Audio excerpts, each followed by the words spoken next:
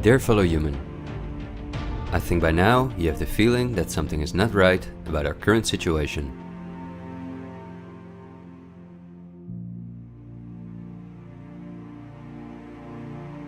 But I also think that the many ill-founded conspiracy theories may have caused you to distance yourself from both the media scaremongering and from those who spread the conspiracy theories. Still, I hope you will listen to me for a moment, because as you watch this video, hundreds of millions of people worldwide are falling into poverty because of the measures that have been in place for so long.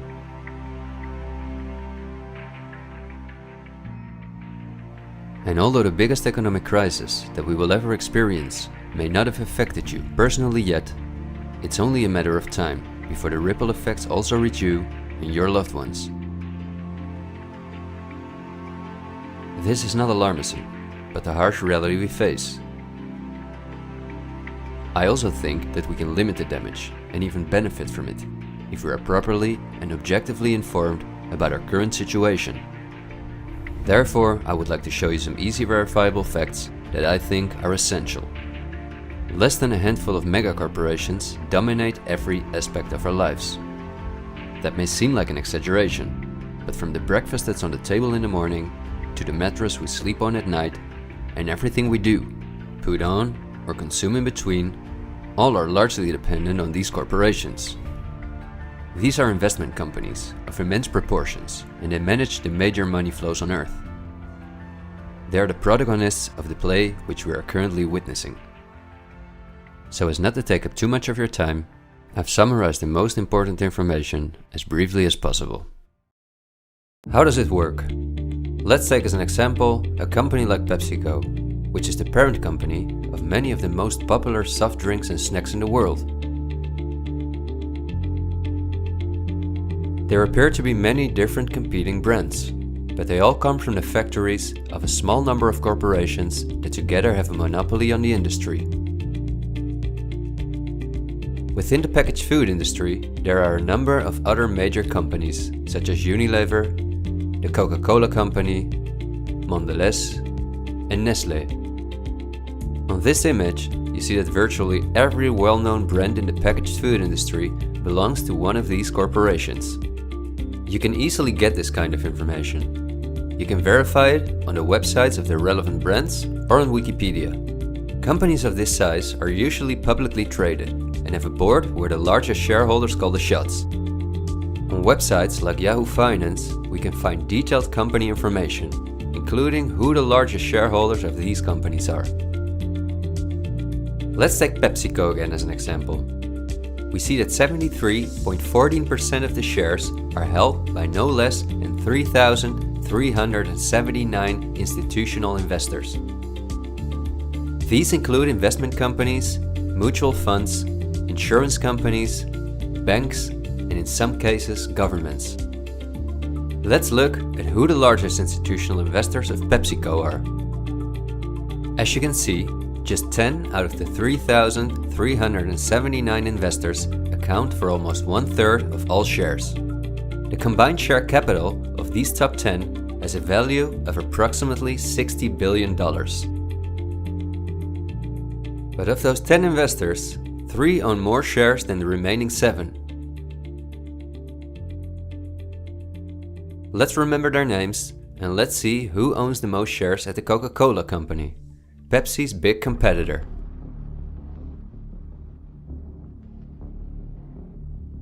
We see that just like with PepsiCo, the majority of the shares are held by institutional investors. Let's look at the top 10 and start with the last one of them. 4 out of these 6 institutional investors we also saw at the last 6 of PepsiCo. These are Norton Trust, JP Morgan Chase, Geody Capital Management, and Wellington Management. Now, let's look at the 4 largest shareholders. 3 of these we also saw in the top 4 at PepsiCo. They are BlackRock, Vanguard, and State Street. And there's another one, Berkshire Hathaway. These are the 4 largest investment companies on the planet. PepsiCo and Coca-Cola are anything but competitors. But also the other big companies that own many brands, such as Unilever, Mondelez and Nestlé, are owned by the same small group of institutional investors. And you don't only find these names in the packaged food industry. For example, let's look up on Wikipedia what the largest companies are within the technology industry. Facebook owns WhatsApp and Instagram. Together with Twitter, they form the most popular social media platforms in the world.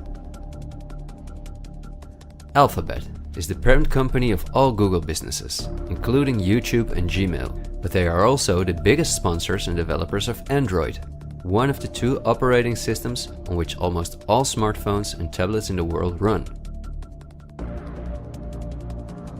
The other operating system is Apple's iOS.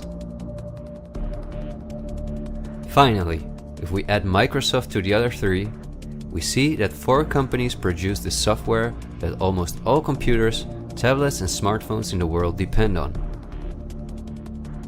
Let's see who owns the most shares of these powerful companies. If we look at Facebook, we see that more than 80% of the shares are owned by institutional investors. These are the same names we saw in the food industry. Again, the same investors at the top. Then Twitter, which with Facebook and Instagram makes up the top 3. Amazingly, we see that the company is also owned by the same investors.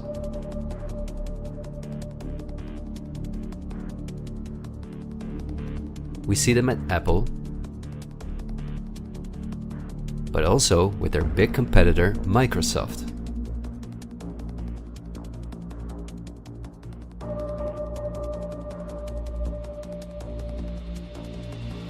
When we look at all the other companies that dominate the technology industry and build our computers, TVs, smartphones and household appliances, we see the same big investors who own a majority of the shares.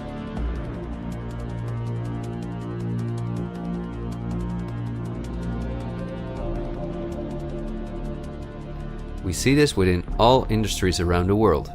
And just to show you that I'm not exaggerating, I'll give you another example. Let's say we want to plan a vacation. On our computer or smartphone, we look for a cheap flight to the sun through websites like Skyscanner and Expedia, both of which belong to the same group of institutional investors. We fly with one of the many airlines, of which the majority of the shares are often owned by the same investors or by governments, like Air France-KLM. The aircraft we fly is in most cases a Boeing or an Airbus. Again, we see the same names. We look for a hotel or an apartment through Booking.com or Airbnb.com.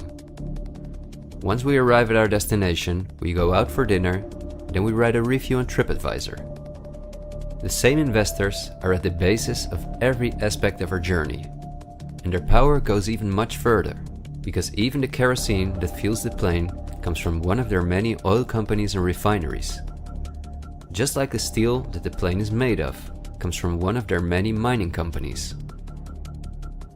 This small club of investment companies, banks and mutual funds are also the largest shareholders in the primary industries, where our raw materials come from. If we look on Wikipedia for the largest mining companies in the world, we see that their shareholders are the same institutional investors we see everywhere else. The same goes for the largest agricultural companies in the world, that our entire food industry depends on. For example, they own Bayer, the parent company of Monsanto, the world's largest seed producer, which produces 90% of all the cotton seed on Earth, as well as the majority of all other seeds. But these institutional investors are also the shareholders of the largest textile manufacturing companies in the world, and even the numerous popular clothing brands that turn the cotton into the clothes we wear are owned by the same group of investors.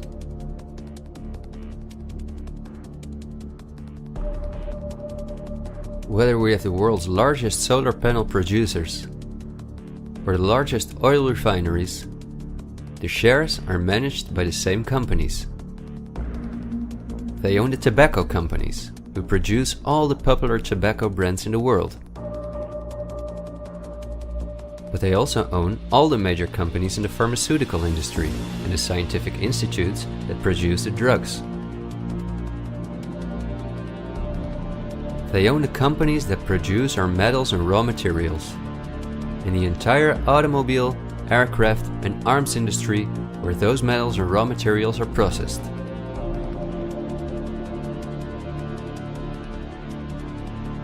They own the companies that build our electronics.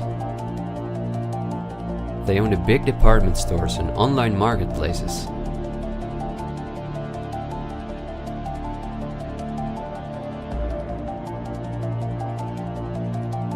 And even the payment methods that we use to pay for their products.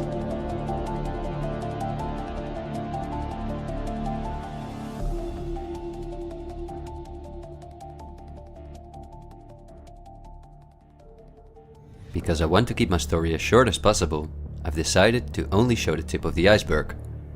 If you decide to investigate on your own, using the sources that you've just seen, then you will discover that even many of the most well-known insurance companies, banks, construction companies, telephone companies, restaurant chains, and cosmetic brands are owned by the same institutional investors we just saw.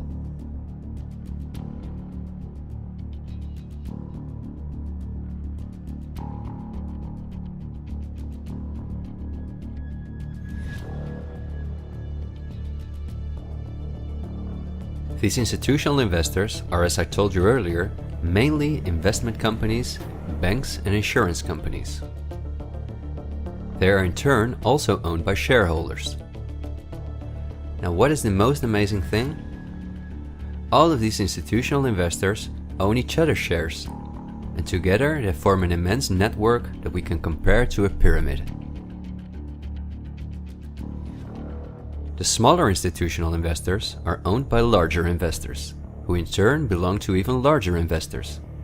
The visible top of this pyramid consists of only two companies, and we have seen their names many times by now. They are Vanguard and BlackRock. The power of these two companies is something we can barely imagine. Not only are they the largest institutional investors of every major company on Earth, they also own the other institutional investors of those companies, giving them a complete monopoly. According to a report by Bloomberg, one of the most respected institutions in the world in the field of financial data and analytics, experts expect that by 2028 both companies will collectively manage about $20 trillion in investments, and in the process will own almost everything on Earth. The same Bloomberg called BlackRock the fourth arm of government, because it is the only non-government entity that has a close relationship with the federal banks, also called the central banks. BlackRock not only lends money to the federal banks, but is also their principal advisor and the developer of the computer system that the federal banks use. Dozens of BlackRock employees had senior positions in the White House during the Bush and the Obama administrations, and currently under Joe Biden. BlackRock CEO Larry Fink is a welcome guest with many heads of state and politicians, and understandably so. He's the face of the company that pulls the strings.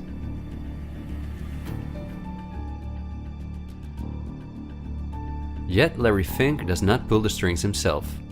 In fact, BlackRock itself is owned by shareholders. And if we look at who those shareholders are, we come to a strange conclusion. We see that BlackRock's largest shareholder is Vanguard, and this is where it gets dark.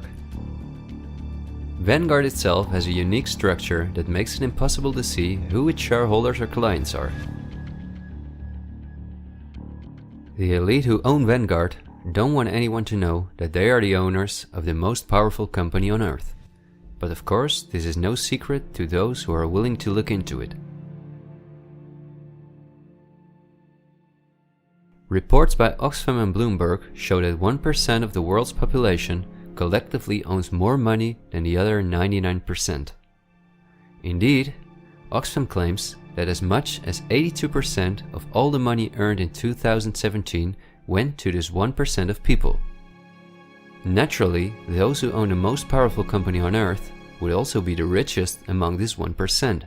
In other words, they are part of the 0.001%. Forbes, the most well-known business magazine in the world, claims that by March 2020 there were some 2,075 billionaires. Oxfam's report showed that 2/3 of all these billionaires obtained their fortune through inheritances and monopolies. So this means that Vanguard is in the hands of the richest families on earth. If we study their history, we discover that these families have always belonged to the top of the pyramid, some even well before the Industrial Revolution began. Because their history is so interesting and extensive, I will explain some more about them in the follow-up video that I'm currently working on.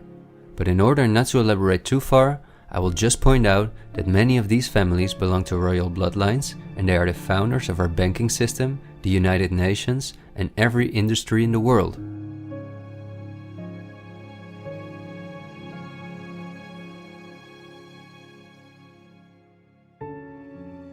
These families never lost their power, but because of an increasing world population, they were forced to hide behind investment companies such as Vanguard, whose largest shareholders are the private funds and non-profit organizations of these families.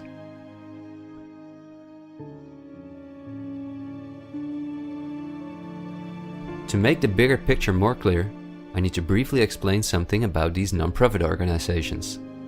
These are the links that connect the business community with politics and the media, allowing major conflicts of interest. At first glance, however, this is not too noticeable.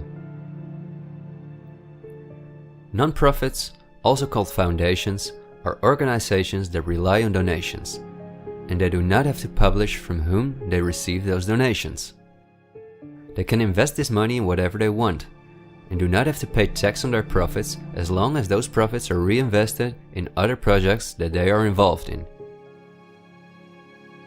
Non-profits can move hundreds of billions of dollars from invisible investors. According to a report by the Australian government, this makes non-profit organizations ideal to finance terrorist groups and launder large sums of money.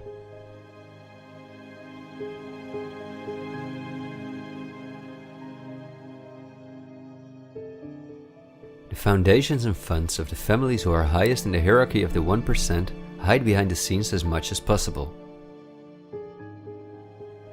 However, for cases that have a lot of publicity and attention, they use the foundations of philanthropist families that are lower in the ranking, but who are also extremely wealthy. In order to be concise, I will only highlight the 3 most important foundations in the world that connect all the industries in the world to each other. These are the Bill and Melinda Gates Foundation, the Open Society Foundations of the controversial multi-billionaire George Soros, and the Clinton Foundation. A very brief introduction to give you an idea of the size of these types of foundations. According to the official website of the World Economic Forum, the Gates Foundation is the largest funder of the World Health Organization, after President Donald Trump halted the funding of the WHO by the US in 2020. This makes the Gates Foundation one of the most influential organizations in the world in the area of everything that relates to our health. The Gates Foundation has a close partnership with the 16 largest pharmaceutical companies in the world, including Pfizer, AstraZeneca, Johnson & Johnson, BioNTech, and Bayer, and we have just seen who own the most shares of these companies.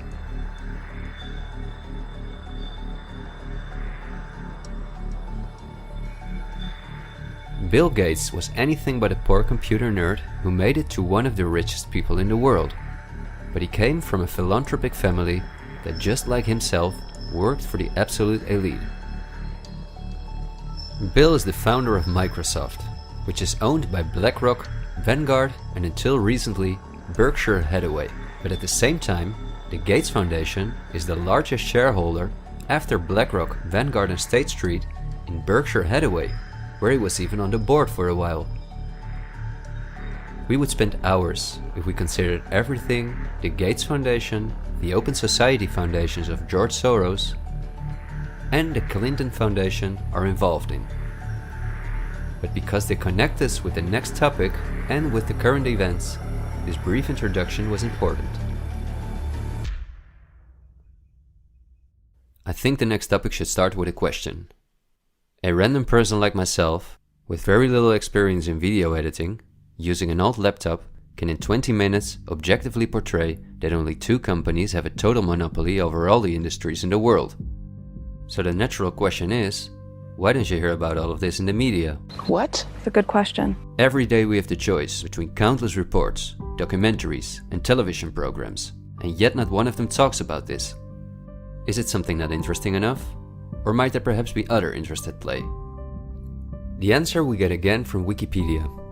About 90% of the international media is owned by 9 media conglomerates. The companies owned by these media conglomerates are too many to mention, so I'm just going to show you the most important brands that we all know.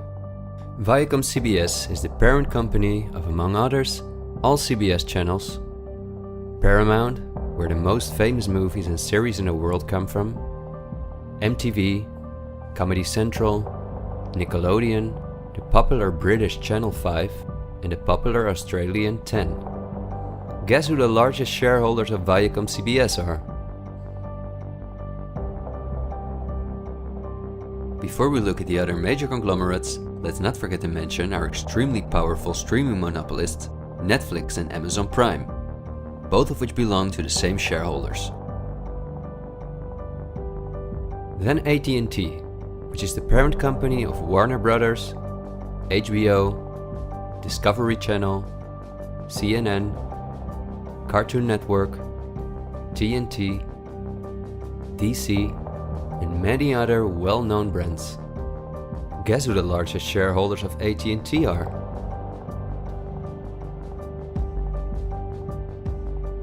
The third one is the all-powerful News Corp.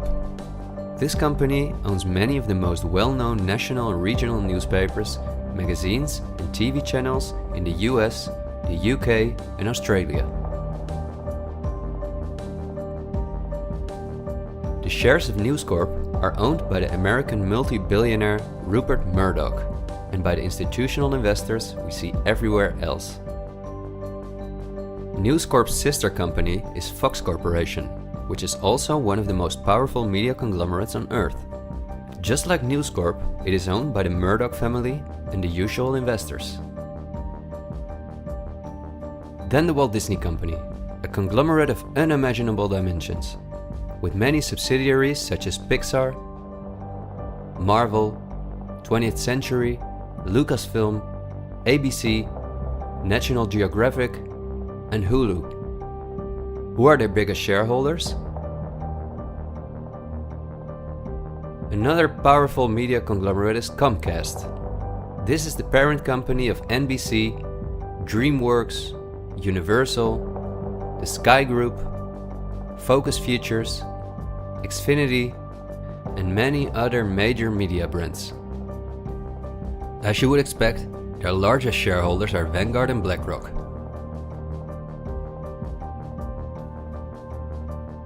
I could go on for hours and show that in almost every country on Earth, the local media is in the hands of these kind of conglomerates, which in turn are owned by our institutional investors or by extremely rich and powerful elite families. In the UK, for example, virtually all popular newspapers and magazines are owned by the Daily Mail Group, Reach, and the aforementioned News Corp.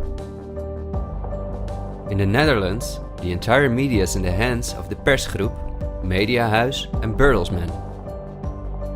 And in Germany, the entire media is either controlled by the German government, ProSiebenSat.1, Axel Springer, and again, Bertelsmann, which is also a conglomerate of unprecedented dimensions. Not only is this the parent company of the largest book publisher in the world, Penguin Random House, and owner and founder of BMG Music, Bertelsmann also controls a large part of the European media through their subsidiary RTL, a company with 67 TV channels, 10 streaming platforms, and 38 radio stations. Bertelsmann is owned by the ultra-rich Bertelsmann-Mohn family, who openly collaborated with the Nazis. Because of this, Reinhard Mohn was held as a prisoner of war in the US. Besides RTL, Bertelsmann also owns a large part of the French mainstream media. And together with Mediaset, the powerful Italian conglomerate of former President Berlusconi that controls the most important part of the Italian mainstream media, they also own all popular Spanish TV channels. Now, to complete the picture, let's look at where the news comes from that all these media outlets are feeding us on a daily basis. The various news media do not produce their news themselves, but use information and images from news agencies such as Reuters, the Dutch ANP, and the French AFP. These organizations are anything but independent. Reuters is owned by the powerful Canadian Thomson family. The ANP is owned by Dutch investor Kees Omen, and the AFP is largely financed by the French government.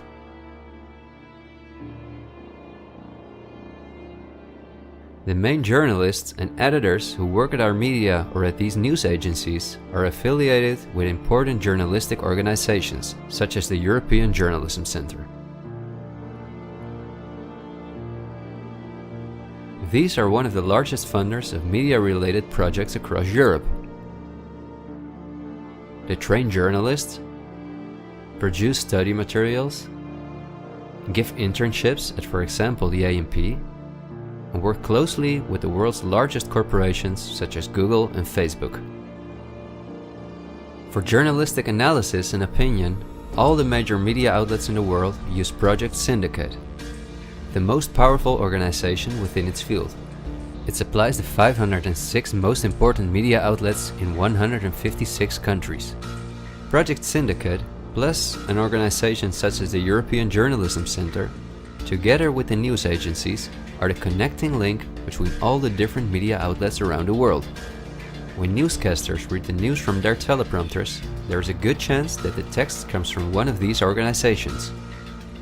As a result, the global media is often synchronized in its reporting.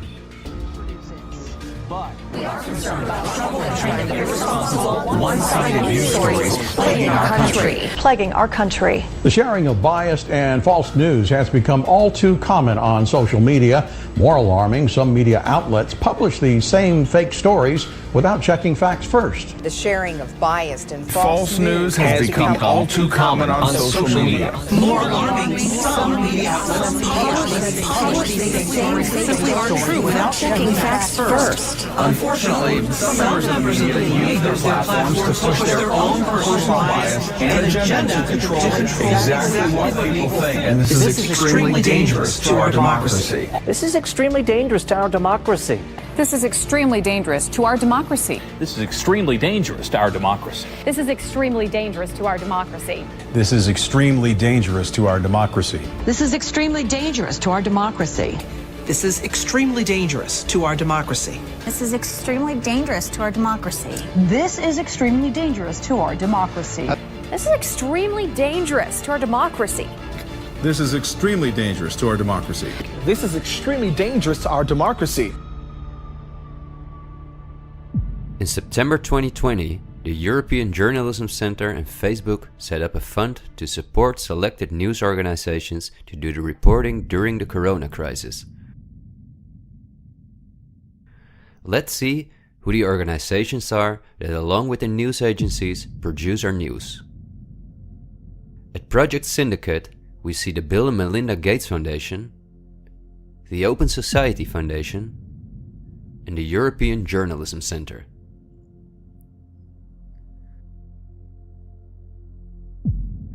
Then the European Journalism Centre itself. Again we see the Gates Foundation and the Open Society Foundation. And they also receive large donations from Facebook, Google, the Dutch Ministry of Education, Culture and Science, and from the Dutch Ministry of Foreign Affairs. The organizations that are at the heart of our information flow are funded by the non-profit organizations of the same elite who also controls the entire media. However, a part of our tax money goes to these organizations as well.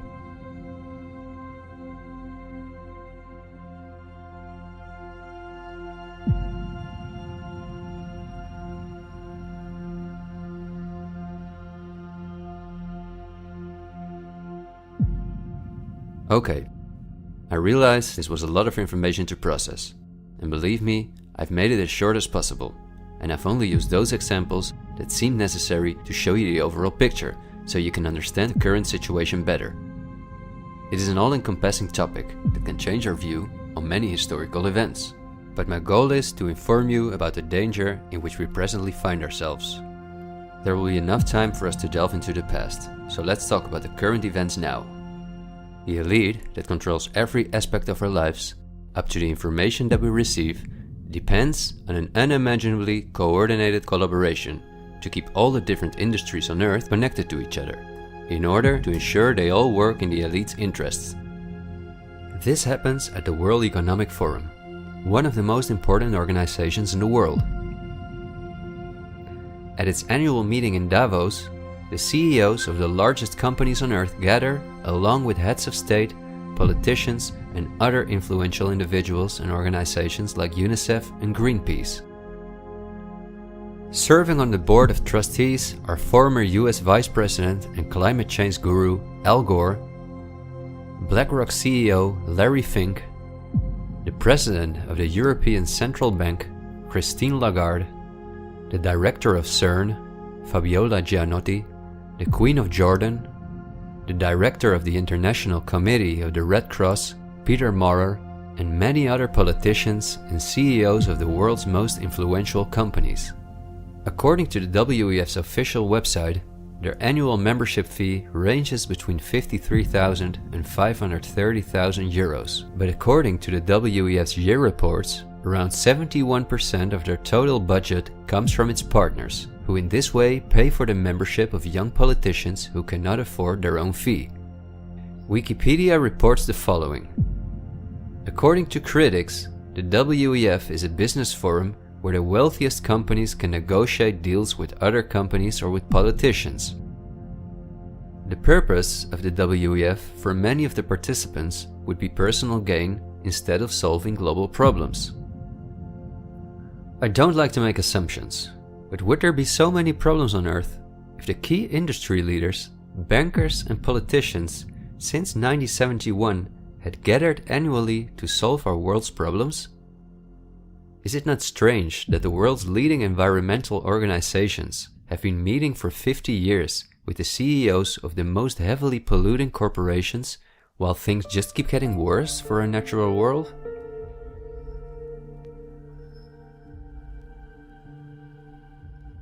That these critics of the WEF are right soon becomes clear when we look at who the most important partners are that account for almost 71% of the WEF's budget. There are BlackRock, the Open Society Foundations, the Bill and Melinda Gates Foundation, and many other large corporations of whom Vanguard and BlackRock own the shares directly or indirectly.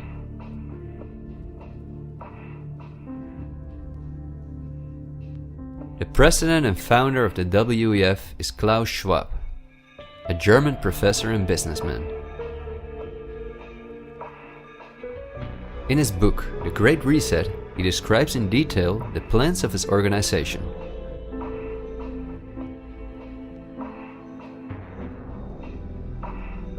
The coronavirus, according to him, is the excellent opportunity to literally reset our society in every regard. He calls this Build Back Better, and this slogan seems to be the motto of all globalist politicians in the world.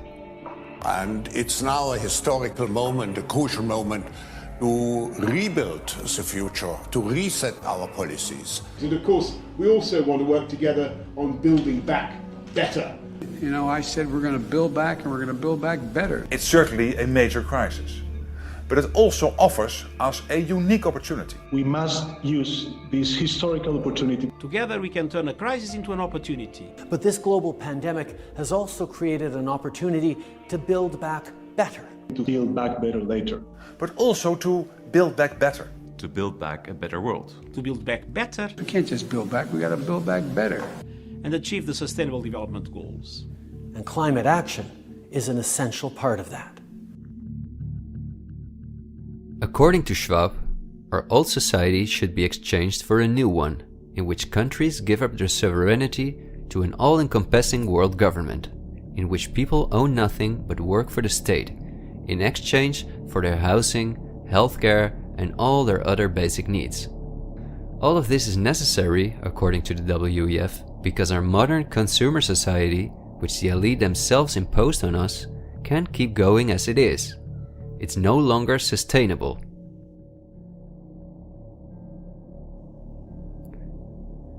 Schwab says in his book that we will never return to the old normal. And the WEF published a video that makes it clear that in 2030 we will own nothing, but we will be happy.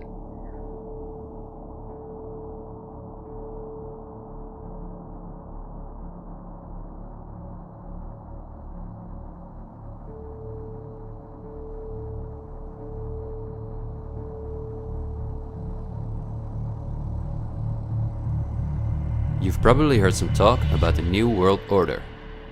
The media wants us to believe that this is a topic for conspiracy theorists, although it has been talked about for generations by presidents such as George Bush Sr., Nelson Mandela, and Bill Clinton.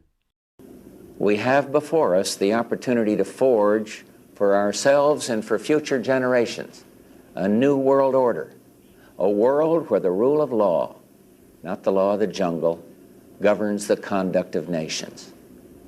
When we are successful, and we will be, we have a real chance at this new world order, an order in which a credible United Nations can use its peacekeeping role to fulfill the promise and vision of the UN's founders. After 1989, President Bush said, and it's a phrase that I often use myself, that we needed a new world order. That the affirmative task we have now is to actually create a new world order. But also by the world's most famous philanthropists such as Cecil Rhodes, David Rockefeller, Henry Kissinger, and even George Soros. I think you need a new world order, that China has to be part of the process of creating it, and they have to buy in, they have to own it. These important figures, who apart from Mandela, were all among the top of the elite when they were still alive, are not the only ones who dream about an all-powerful world government. In 2015, the UN presented its controversial Agenda 2030, which is almost identical to Klaus Schwab's Great Reset. In their own words, the UN, like Schwab, wants to ensure that by 2030, poverty, hunger, environmental pollution, and disease no longer exist on Earth. It sounds like a sympathetic plan, until you read the fine print. You see, the idea is that Agenda 2030 is going to be paid for by us, the citizens. And just as it is currently required of us that we give up our basic rights for the sake of public health, we will be demanded to give up our wealth in favor of poverty reduction. These are not conspiracy theories. You can read this for yourself on their official website. In short, it boils down to this. The UN wants to take the tax money from all Western countries and give it to the mega corporations of the elite, who will be contracted to rebuild society. Globally, a completely new infrastructure is needed, because fossil fuels must be made a thing of the past, according to the UN. For this immense project, a world government is needed, says the UN. And the same UN takes it upon herself to be this global government. Just like Schwab, the UN also believes that a pandemic is the perfect opportunity to accelerate the implementation of Agenda 2030. It is worrisome that the WEF and the UN openly admit that they consider pandemics and other disasters as an opportunity to transform society, especially since we have seen that the elite have all the resources at their disposal to make us believe that there is a pandemic, and even to create one. So we certainly should not take these things lightly, and we should examine them carefully. And when we do that, we come across things that are even more troubling.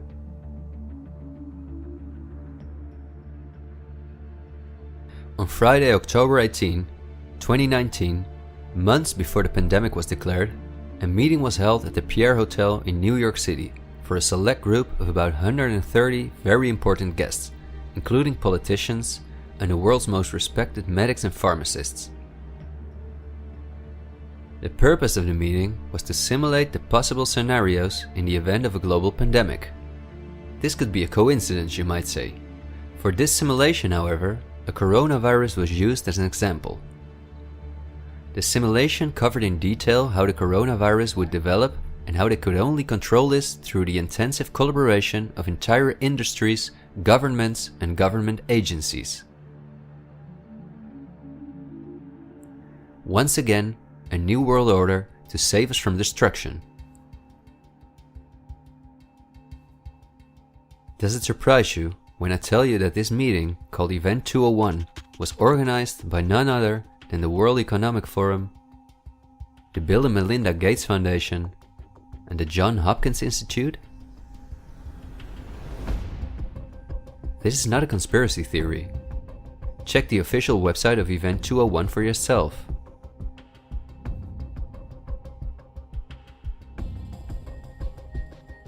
Perhaps at this point, it will no longer surprise you that the German Robert Koch Institute, which like every national health institute in the world is closely linked to the WHO, which is funded by Bill Gates, created a similar simulation in 2012. As was the case during Event 201, the simulation assumed a coronavirus. This simulation assumed that in a Southeast Asian food market, a coronavirus would spread from animal to human. How coincidental, isn't it?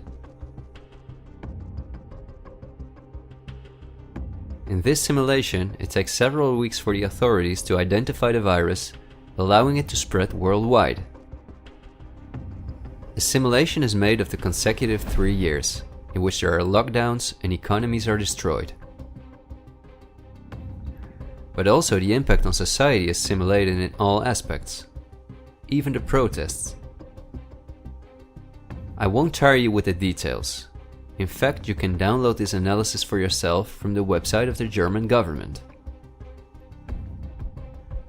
The last thing I want to show is an excerpt from a lecture that Belgian top virologist Mark van Ranst gave on January 22, 2019 at the Chatham House, a major non-profit organization in London, where important world leaders meet to discuss global issues.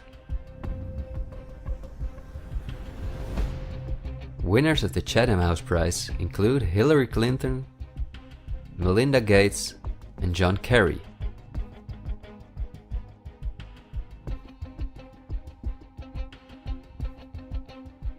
What Van Ranst is discussing is simply shocking.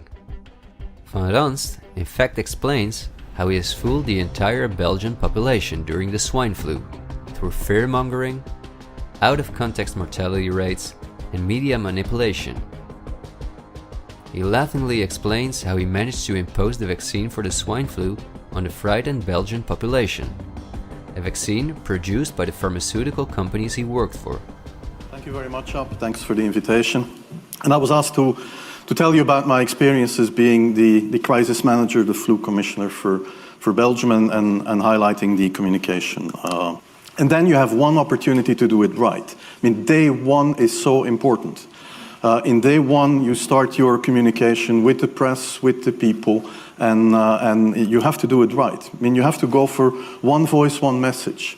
In Belgium, they chose to appoint a non-politician to do that. I mean, I have no party affiliations, and that makes things a little bit, at that time at least, a little bit easier, because you're not attacked politically, majority, minority.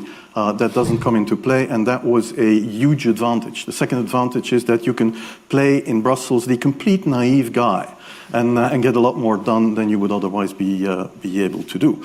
You have to be omnipresent that first day or the first days, so that you attract the media attention. You make an agreement with them that you will tell them all, and if they call, you will pick up the phone. When you do that, then you can profit from these early days to get complete carpet coverage of the field, and they're not going to search for alternative voices there. And if you do that, that makes things a lot easier. These first weeks That's easy street. When you have no opposition and everybody needs news and they can come to you for news, you can bring quite a lot of neutral information and it is picked up and it is well, the news is brought the way you bring it, and that is you can only do that in the first couple of weeks or months. And then you have to say, okay, well, we will have H1N1 deaths. Of course, that would be unavoidable. I used there Sir Donaldson's quote where he said that in the UK, by the peak of the epidemic, 40 people would die per day at the end of the summer. So 62 at that time million people in the UK, 40 deaths a day. I worked it out for Belgium. That would be 7 deaths a day at the peak of the epidemic. I used that in the media. 7 Belgian flu deaths per day at the peak of the epidemic would be realistic. That is true in every year, even interpandemically. That is very, very conservative. However, talking about fatalities is important because when you say that, people say, wow, what do you mean? People die because of influenza? And that was a necessary step to take. And then, of course, a couple of days later, you had the first H1N1 death in the country, and the scene was set and it was already talked about. And then you had to pick who is going to be vaccinated first. And then, well, women and children first, whatever. I mean, risk groups, they were important. And then I misused the fact that the top football soccer clubs in Belgium inappropriately and against all agreements vaccinated they made their soccer players priority people. So I said I can use that. Because if the population really believes that this vaccine is so desirable that even the soccer players would be dishonest to get their vaccine, I said, okay, I can play with that. So I made a big fuss about this. This is Van Ranst is raving mad. But it worked. The Chatham House organization is also funded by all major corporations of the elite, the Gates Foundation and the Open Society Foundations. We could talk for hours about the coronavirus, which has a survival rate of 99.98%, and about the incomprehensible measures that are destroying our society. Millions of entrepreneurs have lost their income. Countless elderly people have died in loneliness, isolated from their families. But I think we have reviewed enough facts that put the global COVID measures in a broader context, seen from the perspective of the elite. This extremely wealthy elite, collectively of tens of thousands of billions, has no problem whatsoever with the fact that more than 40% of the world's population has to live on less than $5.50 a day, or that millions of children are dying from the drinking water contaminated by them, or from malnutrition, or by their bullets and bombs. They just want to get more powerful. The elite have absolutely no intention to share their wealth with us. In fact, they are honest about their plans to take even the last bit from us, and those plans are being rolled out as I'm telling this. The underlying motives of the elite will not be explained in this episode, because for this we have to dive into history and discuss topics that are beyond our modern rational thinking. But for now you may understand well enough with the simple logic that a new world order, or an all-encompassing world government, is the only way for a small elite to retain its power over an ever-increasing world population. Companies like BlackRock and Vanguard do not benefit from national borders, import taxes, and real diversity.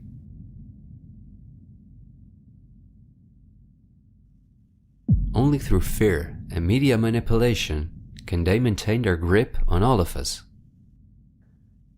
And I deliberately haven't even mentioned the inhumane blackmailing methods by which the elite keep their own most important minions in line.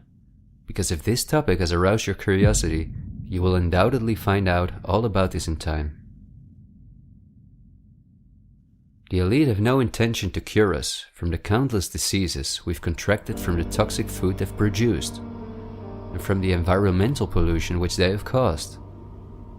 After all, if we didn't get sick, the entire pharmaceutical industry would collapse. Nothing sells like fear is the motto of top virologists like Mark van Ranst. You will be amazed, as I was, when you discover that we have been warned countless times about this elite. I think we're being run by maniacs. If anybody can put on paper what our government and the American government, etc., and the Russian, Chinese, what they are actually trying to do, I think they're all insane. But I'm liable to be put away as insane for expressing that. That's what's insane about it. Don't you agree? For we are opposed around the world by a monolithic and ruthless conspiracy that relies primarily on covert means for expanding its sphere of influence, on infiltration instead of invasion, on subversion instead of elections, on intimidation instead of free choice, on guerrillas by night instead of armies by day. It is a system which has conscripted vast human and material resources into the building of a tightly knit, highly efficient machine that combines military, diplomatic, intelligence, economic, scientific, and political operations. Its preparations are concealed, not published. Its mistakes are buried, not headlined. Its dissenters are silenced, not praised. No expenditure is questioned, no rumor is printed, no secret is revealed. President Kennedy has been assassinated. It's official now. The president is dead. Women here in shock, some have fainted. Men, Secret Service men standing by the emergency room, tears streaming down their face. There's only one word to describe the picture here, and that's grief, and much of it. It's official. As of just a few moments ago, the President of the United States is dead.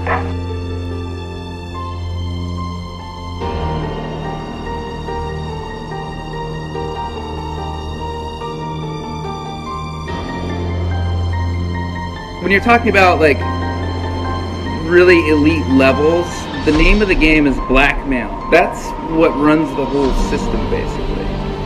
They want compromised people because they're easy to control. I'm not suicidal. I'm not suicidal.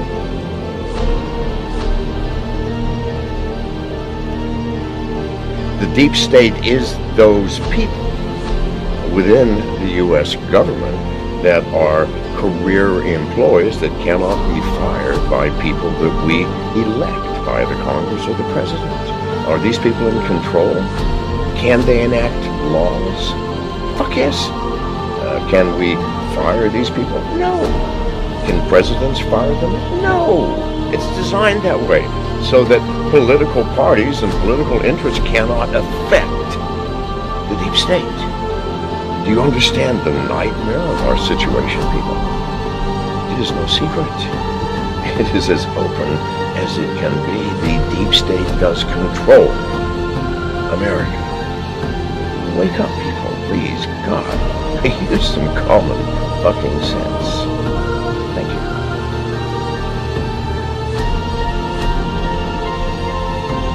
Something like 1984 could actually happen. This is the direction the world is going in at the present time. In our world, there will be no emotions except fear, rage, triumph, and self-abasement. The sex instinct will be eradicated. There will be no loyalty except loyalty to the party. But always there will be the intoxication of power. Always, at every moment, there will be the thrill of victory, the sensation of trampling on an enemy who is helpless. If you want a picture of the future, imagine a boot stamping on a human face forever. The moral to be drawn from this dangerous nightmare situation is a simple one. Don't let it happen. It depends on you. With this video, I hope to reach you, to reduce the ever-increasing distance between us. Only when we are divided can the elite retain its power over us. the greatest fear of the elite is that we will realize what is really going on Earth. And the only way the elite thinks they can prevent this from happening is through censorship,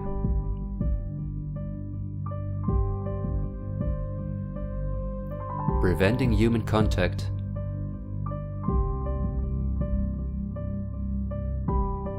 the incessant framing of political opponents and those who think differently,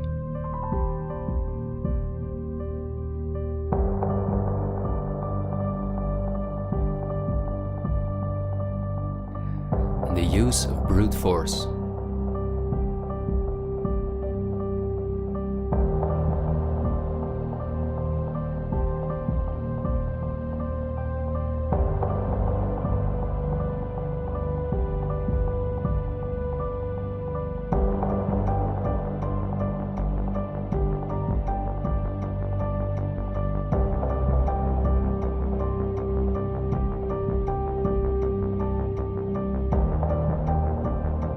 The plans of the elite are clear, and so is the ruthless way in which they want to accomplish them. If we allow this to happen, a new society will be built on the ashes of what we once knew. A new society in which we will own nothing, not even a home of our own. The elite wants to make sure that between now and 2030, everything you now own will be theirs. For this, a devastating economic crisis is necessary. First, the middle class is attacked, which is the backbone of society. Entrepreneurs are forced to go into tremendous debt, which will ultimately cause them to lose all their possessions. After that, things will move quickly. Banks will fall, cash money will cease to exist, and the only way not to starve to death will be the acceptance of government support, which will include several conditions, such as the vaccination passport and giving up all private possessions. Because the entrepreneurs are the first to fall, many others won't immediately feel the crisis. The people remain divided among themselves until it is too late. This is not a doomsday scenario that I've made up. This is simply the Great Reset, the New World Order, which has been prepared for many generations and which has been extensively tested in every communist dictatorship in the world.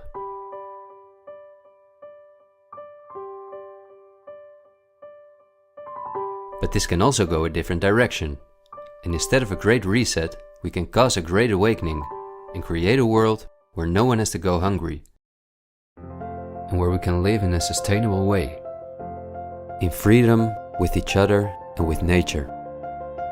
This is not an idealistic daydream. There have always been forces that have sought to break the power of the elite, but until recently, our means of communication were always insufficient to get a mass network in motion.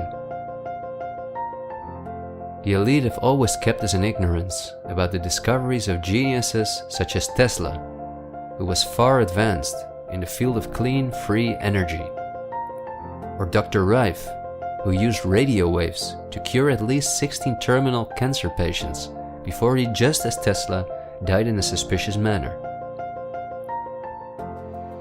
Or Henry Ford, who in 1941 had already made a car out of bioplastic that proved stronger than steel. The elite have hidden countless such techniques from us because they form a threat to their monopolies in every industry. These were techniques that would have given us freedoms and put the elite's power at risk, which is based on our fear and dependence on their projects. These are not conspiracy theories, but facts. What I am saying is that a world of new possibilities is opening up for all of us, where there is no poverty, no pollution, diseases, or wars, and in which governments work for the welfare of the people rather than the other way around. Countless ailments that provide the pharma industry with hundreds of billions of dollars will be cured. No one will have to work their ass off to live a dignified life.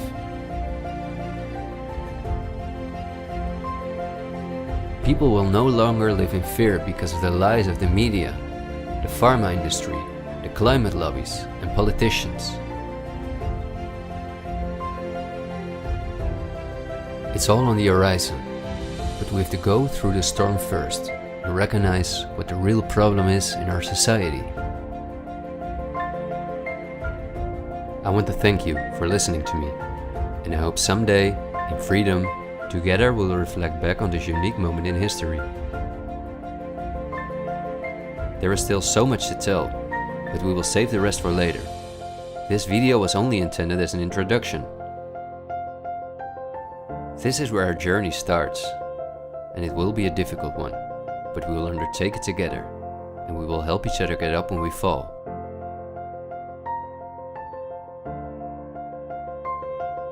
We will not be afraid. We are the 99%.